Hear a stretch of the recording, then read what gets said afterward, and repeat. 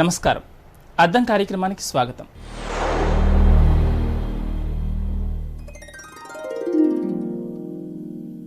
రాష్ట్రాభివృద్ధికి కీలకమైన వ్యవసాయ రంగానికి ప్రభుత్వం అత్యంత ప్రాధాన్యత ఇస్తోందని చెబుతోంది. అయితే వ్యవసాయ రంగానికి పట్టుకొమ్మలుగా నిలుస్తున్న నర్సరీలు ఇటీవల కాలంలో మంచి ఆదరణ పొందుతున్నాయి. రైతులకు నాణ్యమైన మొక్కలను తయారు చేస్తున్న నర్సరీల మనుగడపై లోకల్ టీవీ అందిస్తున్న ప్రత్యేక కథనం.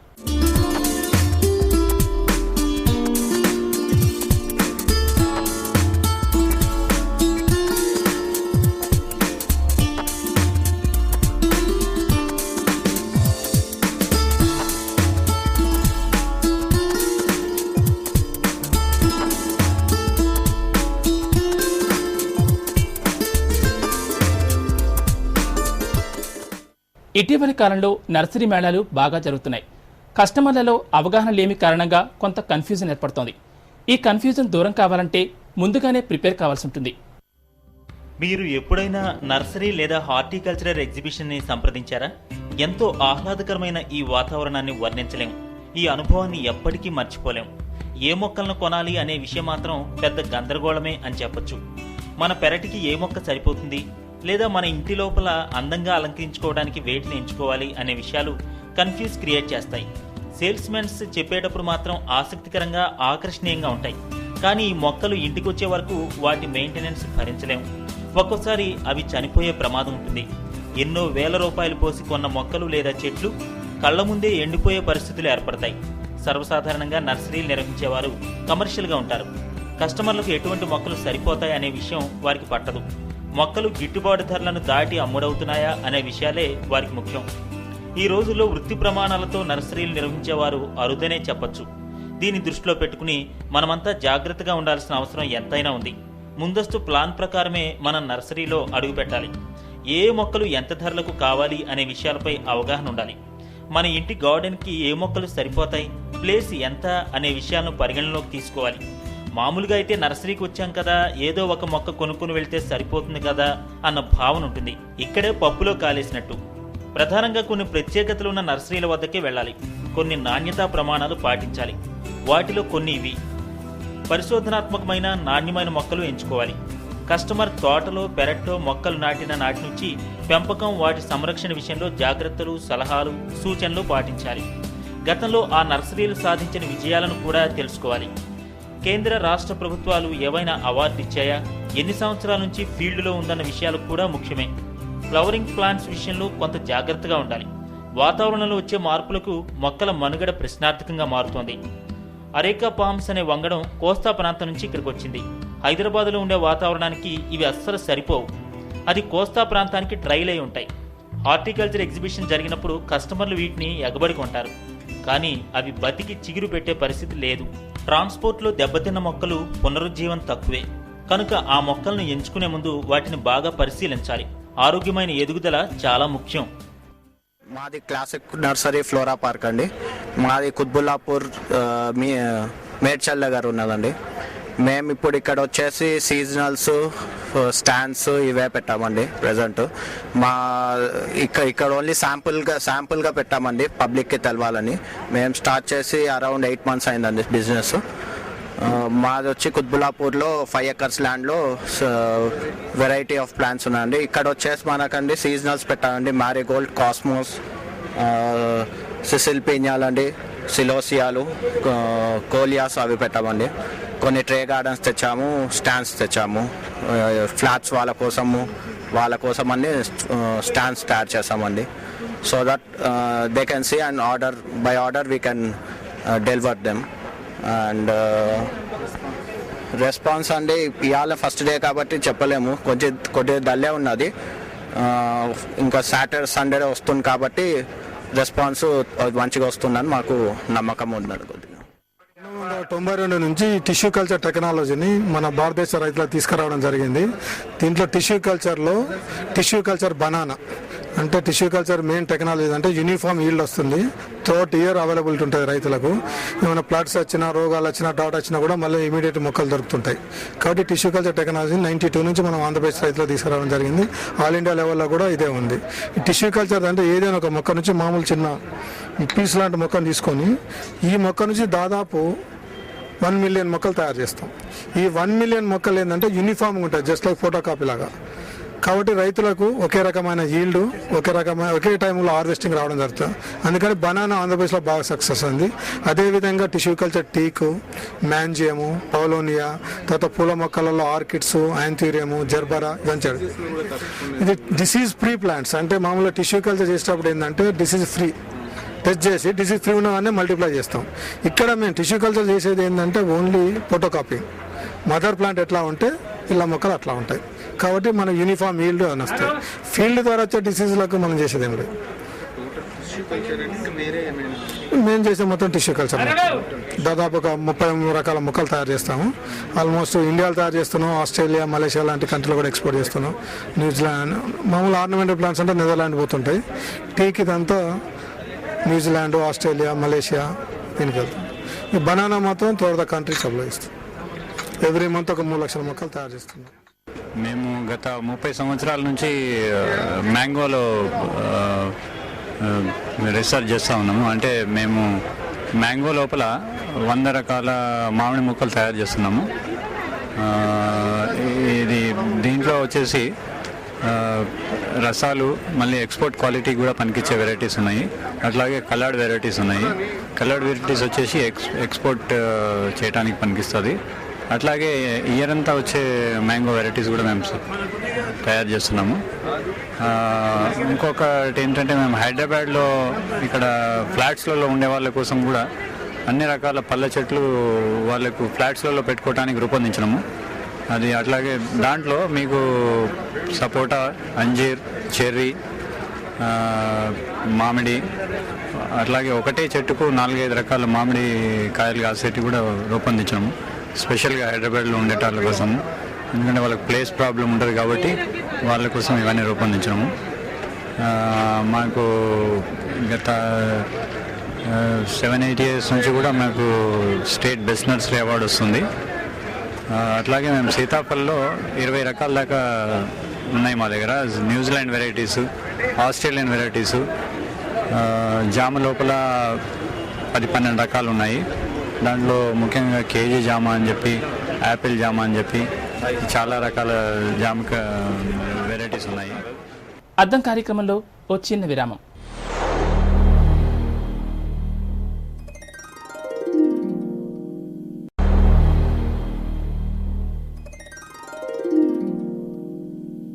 అద్దం కార్యక్రమానికి తిరిగి స్వాగతం.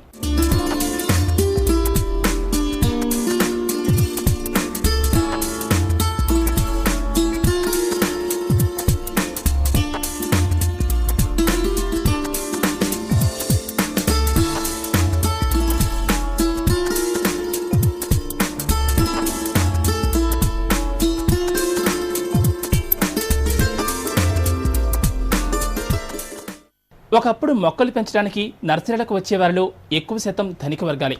నేడు ఆ పరిస్థితి లేదు. సరసమైన ధరలకే నాణ్యమైన మొక్కలను విక్రయించే నర్సరీలు కోకొల్లలు. పోటీతత్వం కారణంగా నర్సరీలు కస్టమర్లకు మరింత దగ్గరవుతున్నాయి. ఆహ్లాదం కోసం నర్సరీల నుంచి తెచ్చిన మొక్కలను ఒకప్పుడు ధనికులు బాగా పెంచేవారు. ఇప్పుడు ఆ పరిస్థితి లేదు. అందరికీ అందుబాటులో ఉండే ధరలతో మొక్కలు నర్సరీలో కొలువు తీరుతున్నాయి. పేద మధ్యతరగతి ప్రజలకు అందుబాటులో ఉండే విధంగా నర్సరీ మొక్కలు లభ్యమవుతున్నాయి. 10 రూపాయల నుంచి 10 లక్షల వరకు నర్సరీలో ఉంటున్నాయి. అందం, అలంకరణ మాత్రమే కాకుండా వాస్తుపరంగా కూడా మొక్కలు పెంచే సంస్కృతి ఇప్పుడు వచ్చేసింది. మనీ ప్లాంట్ మన ఇంట్లో పెంచితే ఆర్థిక వృద్ధి ఉంటుందని, ఈ కారణంగా వీటిని పెంచే కస్టమర్లు ఎక్కువయ్యారు. వీటిని తొట్టెల్లో, పెరట్లో విరివిగా పెంచేస్తున్నారు. నర్సరీ మొక్కలు స్థలాభావం వల్ల పెంచలేని వారికి కూడా ఇప్పుడు అవకాశాలు ఏర్పడుతున్నాయి. ప్రకృతి వడిలో సేదతీరాలన్న కాన్సెప్ట్ ప్రతి ఒక్కరిలో పెరుగుతోంది. దానికి తోడు మన పాలకులు, ఇతర స్వచ్ఛంద సంస్థలు పర్యావరణం పట్ల అవగాహన కల్పిస్తున్నాయి. గ్రీనరీని చూస్తూ మనస్సును ఉల్లాసంగా ఉంచుకోవచ్చు అన్న అభిప్రాయం బలంగా నాటుకుపోతోంది. నర్సరీ మొదటి ప్రాధాన్యతగా తీసుకోవాలని ఇటీవలే రాష్ట్ర ప్రభుత్వం అన్ని ప్రభుత్వ శాఖలకు ఆదేశాలు జారీ చేసింది. ప్రజల్లో పచ్చదనం, పరిశుభ్రత పట్ల అవేర్నెస్ పెరుగుతోంది. దీన్ని సామాజిక బాధ్యతగా పరిగణించాలని ప్రభుత్వం పేర్కొంది. ప్రజల సహకారంతో రాష్ట్ర అటవీ శాఖ మొక్కలు పెంచే బృహత్తర ప్రాజెక్టును చేపట్టింది. టెంపరరీ, పర్మనెంట్ నర్సరీల ద్వారా లక్ష్యాన్ని సాధించవచ్చని ప్రభుత్వం భావిస్తోంది. ఇటీవల కాలంలో నర్సరీ మొక్కల విక్రయాలు బాగా పెరిగినట్లు తెలుస్తోంది. రాష్ట్ర ప్రభుత్వం నెక్లెస్ రోడ్లో నిర్వహించిన నర్సరీ మేళాకి ఊహించని రీతిలో స్పందన వచ్చింది. వివిధ జిల్లాల నుంచి రైతులు, ప్రజలు దీన్ని సందర్శించడమే కాక అత్యధికంగా కొనుగోలు చేసినట్లు అధికార, అనధికార వర్గాలు తెలిపాయి. Chief Minister visited Nursery Mela and he was very happy, and he talked about 4 points. First point he talked about was that there has to be coordination. Telugulo my friends will explain. There should be a coordination in vegetable cultivation. Both consumer and the producer, they should be benefited by the government programs, and department should take up vegetable cultivation in such a way that there is no glut of vegetable in the market and there is no shortage of vegetables in the market. It should be done like sugarcane companies, they take up sugarcane production in such a phase that every time sugarcane is available. Similarly, availability of vegetables should be regulated in such a way that farmer is able to get his cost of cultivation and consumer is also able to get the vegetables at cheap rate. And then he said in this that IT should be used. The government should take care of the farmers association, farmers group, and the farmer, there should be more consultation between government agencies and farmer groups. Farmer can be advised how much extent of vegetables should be taken up in different areas, and SMS also could be sent to the farmers so that they can always be aware of to the extent for which the cultivation should be taken up. Secondly, Chief Minister, while talking to the farmers of Mahbubnagar district, he said that 100% soil conservation work, land development work and farm ponds can be taken up 100% from the NREGP fund. And this should be made available to the small and marginal farmer 100% with availability of works. Thirdly, he wanted that the government should take up the subsidy problem on soluble fertilizer. So far, Government of India is providing subsidy on urea, subsidy on phosphatic fertilizer, subsidy on potassic fertilizer, but there is no subsidy available on soluble fertilizer which are being used under the drip irrigation. So he wanted the department should take up this issue through government with the union government to provide subsidy like urea and other fertilizer for. ఈరోజు ముఖ్యమంత్రి గారు nursery Mela inaugurate చేస్తూ మళ్ళీ ఇక్కడ రైతులతో కూడా interact అవ్వటం జరిగింది అండ్ ఉన్న డిస్ప్లేస్ అన్ని కూడా అప్రిషియేట్ చేయటం జరిగింది. ముఖ్యంగా దీంట్లో 2-3 అంశాలు సీఎం గారు ఫార్మర్స్తో మాట్లాడేటప్పుడు గుర్తింపు చేయటం జరిగినది. ఒకటి, వెజిటబుల్ అంటే కాయకూర పంట ప్రొడక్షన్ మీదగా ఒక స్టాగర్డ్ లేకుండా వాళ్ళకు వచ్చి మంచి ధరలు ప్రొడక్షన్ చేసే ఫార్మర్స్కు రావాలని చెప్తూ షుగర్ కేన్ క్రాప్లో ఏ విధంగా మనం వచ్చి ప్లాంట్గా చేస్తున్నామో అదే రకంగా ప్రతి మార్కెట్కు గ్రోవర్స్ అసోసియేషన్ ఒక గ్రూప్ ఉండి ప్లస్ మార్కెట్తో ఇంటరాక్ట్ అవుతూ డిపార్ట్మెంట్ కోఆర్డినేట్ చేసి హార్టికల్చర్ డిపార్ట్మెంట్ సహకారంతో చేస్తే ఎప్పుడు కూడా కన్స్యూమర్కు సరే పండించే రైతుకు సరే సరైన ధరలు వచ్చేదానికి అవకాశం కల్పించాలని చెప్పడం జరిగింది. అదే రకంగా సన్నకారు రైతులకి, చిన్న రైతులకి కూడా వాళ్ళ భూమి బాగా డెవలప్ చేసుకోవడానికి మరియు సాయిల్ కన్సర్వేషన్ వర్క్ అట్లా చేయడానికి, చిన్న ఫామ్ పాండ్స్ కావాలంటే చేసుకోవడానికి కూడా రూరల్ ఎంప్లాయ్మెంట్ ప్రోగ్రామ్ క్రింద 100% ప్రభుత్వం డబ్బుతోనే వాళ్ళు చేసుకోవడానికి కూడా అవకాశం ఉందని వాళ్ళకు అడ్వైస్ ఇవ్వటం జరిగింది. అలాగనే ఇట్లా కొత్తగా ఇరిగేషన్ ప్రాజెక్ట్స్ వచ్చే ఏరియాలో మహబూబ్నగర్ రైతులు కొంతమంది ఇంటరాక్ట్ అయినప్పుడు సీఎం గారు ఎక్కువ ఏరియాలో మైక్రో ఇరిగేషన్, స్ప్రింక్లరు వాటిని వాడుకుంటే ఇరిగేషన్ ప్రాజెక్ట్ వల్ల వచ్చే నీరు బాగా సరఫరా చేసుకోవడానికి, ఉత్పత్తిని పెంచడానికి కూడా అది అవకాశం ఇస్తుందని. అర్థం కార్యక్రమంలో ఒక చిన్న బ్రేక్.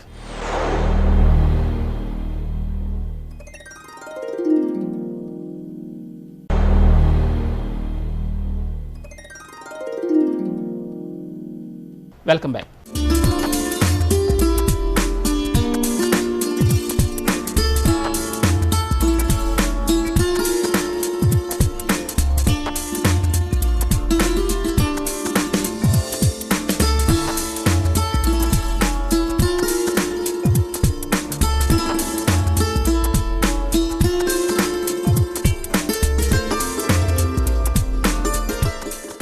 ప్రపంచీకరణలో భాగంగా నర్సరీలు వేగంగా వృద్ధి చెందాయి. ఎన్నో దేశాల నుంచి అనేక రకాల మొక్కలు దిగుమతవుతున్నాయి. మన దేశంలోని ప్రత్యేక మొక్కలు విదేశాలకు ఎగుమతవుతున్నాయి. హార్టికల్చరల్ రైతు కోసం, ల్యాండ్ స్కేల్ ఆర్కిటెక్ట్స్ కోసం మొక్కలు పెంచే నర్సరీలు కూడా బాగా పెరుగుతున్నాయి. భారతదేశం ఉష్ణమండల దేశం. మన దేశ వాతావరణానికి సరిపోయే సహజ సంపదలు పుష్కలంగా ఉన్నప్పటికీ ముఖ్యంగా పళ్ళు, ఆర్నమెంటల్ ప్లాంట్స్ లో మనం బాగా వెనకపడ్డాం. ఈ శతాబ్దంలో భారతదేశం వేగంగా అభివృద్ధి చెందుతుంది. ఆర్థిక అభివృద్ధి కూడా బాగానే ఉంది. ప్రపంచీకరణలో అడుగుపెట్టాం. దిగుమతులు ఎగుమతులు కూడా బాగానే ఉన్నాయి. ఈ నేపథ్యంలో వేలాది ఎకరాల్లో హోల్సేల్ నర్సరీలు వెలుస్తున్నాయి. పరిశోధనలు చేపట్టి మరీ మొక్కలను పెంచుతున్నారు. స్థానిక మార్కెట్లోనే కాకుండా విదేశీ మార్కెట్లలో మన నర్సరీలకు ప్రాధాన్యం పెరిగింది. ఫ్రూట్ ప్లాంట్స్లో mango, sapota, custard apple, citrus group, దానిమ్మ, జాక్ ఫ్రూట్, కోకోనట్, ఆమ్లా, పసుపు, fig, guava, jamun, goose berry wood, apple, karonda, water apple, litchi, grape ఉన్నాయి. ఆర్నమెంటల్ ఎవెన్యూమెంట్స్ కూడా బాగా గిరాకీ పెరిగింది. ఆర్నమెంటల్ ప్లాంట్స్లో దాదాపు 40 రకాలు మన నర్సరీలో దొరుకుతున్నాయి. వీటికి తోడు ఇండోర్ ప్లాంట్స్లో 15 రకాలు బోన్సాయి మొక్కలు, చెట్లకు మంచి ఆదరణ ఉంటుందని నర్సరీ నిర్వాహకులు తెలిపారు. వివిధ రకాల అడవి మొక్కలు నర్సరీల్లో విరివిగా దొరుకుతున్నాయి. బోన్సాయి మొక్కలు are known. This art is prevalent in Japan, ఇంకా చైనాలో చాలా పాపులర్. బోన్సాయి అంటే pot, plant in a pot, bonsai అంటారు. అండ్ ద సెకండ్ వన్ ఏంటి, ఇండోర్గా పురాణాల్లో మళ్ళీ ఈ బోన్సాయి అనే చిన్నగా ప్లాంట్స్, మినియేచర్ ప్లాంట్స్ చేయడము మహాభారతం పురాణాల్లో మళ్ళీ ఇవి దీన్ని మెన్షన్ ఉందండి. సో ఇదేంటంటే ఇంట్లో రూమ్ లోపల, గది లోపల మళ్ళీ ఇంట్లో పెట్టుకోవడానికి మొక్కలు ఉన్నాయన్న. People say that it will take the stress and the evil, but these are all lucky plants and all these various names antaru. But even scientifically, if a plant is there in every house, it will give you that much more oxygen and it will give one.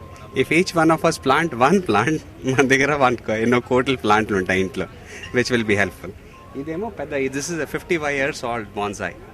Bonsai అంటే చాలా కష్టము ఇవన్నీ ఉంటాయి. Yes, bonsai చేయటం కష్టం. But once ఆ plant is train అయిపోయింది అనుకోండి, ఇప్పుడు మన జంతువులు ఎలా, కుక్క అది వైల్డ్, కానీ దానికి ట్రైనింగ్ ఇచ్చిన తర్వాత అది మనం చెప్పినట్టు ఇంటుకుంటుందా. ఇది ప్లాంట్ ట్రైన్ అయిపోయింది. ఇప్పుడు ఈ ట్రైన్డ్ ప్లాంట్ ఇప్పుడు మెయింటైన్ చేయడం చాలా easy. Variety of bonsais for different uses and different applications.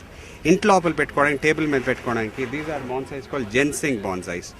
ఈ ginseng is a highly medicinal value plant. దీనికి ఫైకస్ మైక్రోకార్పా ఫైకస్ దీనికి గ్రాఫ్ట్ చేసేసి ఈ ప్లాంట్ పెట్టారు.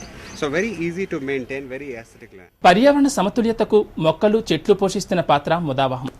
ఇంటికో చెట్టు అన్న కాన్సెప్ట్ ప్రజల్లోకి వెళితే పచ్చదనం ఖాయమంటున్నారు సామాజిక శాస్త్రవేత్తలు.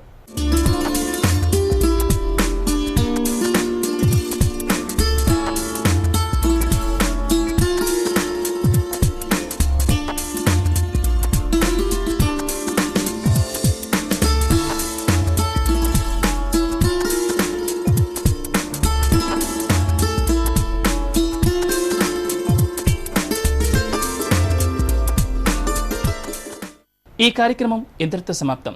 తిరిగి మరో అంశంతో మళ్ళీ కలుద్దాం. నమస్కారం.